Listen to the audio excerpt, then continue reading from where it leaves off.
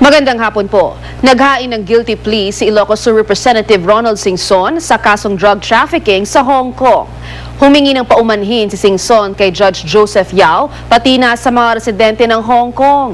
Malaki raw ang kanyang pagsisisi sa ginawa niyang krimen. Ang pagdala raw niya ng cocaine ay nagbigay ng kahihiyan sa kanyang pamilya, nakasakit sa babaeng kanyang minamahal at nakasira ng kanyang pangalan, pati pangalan ng kanyang pamilya. Humingi rin si Singson ng leniency o mas magaan na parusa mula kay Judge Yao. Pag-upo sa witness stand, pinakwento kay Singson ang kanyang drug abuse history. Ayon sa kongresista, on and off siyang cocaine user mula pa noong 2004. Dala raw ito ng matinding pressure mula sa politika at sa kanyang mga negosyo.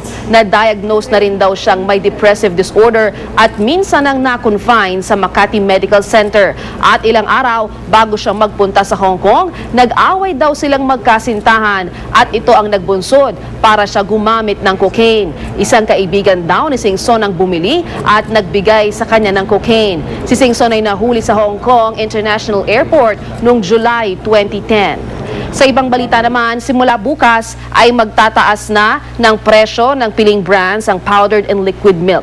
Ayon kay Department of Trade and Industry Secretary Zenny Maglaya, asahang mula 3.5 hanggang 10% ang pagtaas ng presyo. Ibig sabihin, mula piso hanggang 5 piso at 20 sentimo ang itataas nito. Depende raw kasi sa brand at laki ng gatas. Paliwanag daw ng milk manufacturers at DTI, tumaas ang presyo ng skimmed milk, asukal at lata na ginagamit sa paggawa ng gatas. Mula sa tahanan ng katotohanan, ako po si Lala Roque. Petisyon para sa dagdag pasahe sa jeep, inaasang dedesisyonan na ng LTFRB. Kasunod ng sunog na ikinamatay ng 12 residente, Barangay San Roque sa Navotas, isinailalim sa state of calamity. At Charisse, nagkwento tungkol sa kanyang maliligaw raw sa Amerika. Tutukan mamaya sa 24 oras.